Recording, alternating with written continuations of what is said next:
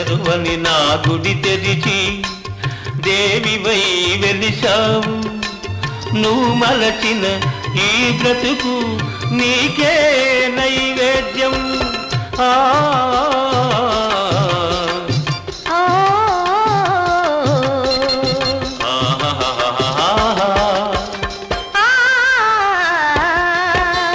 నీకోసం వెలిసింది ప్రేమ మందిరం, నీకోసం విరిసింది హృదయ నందనం.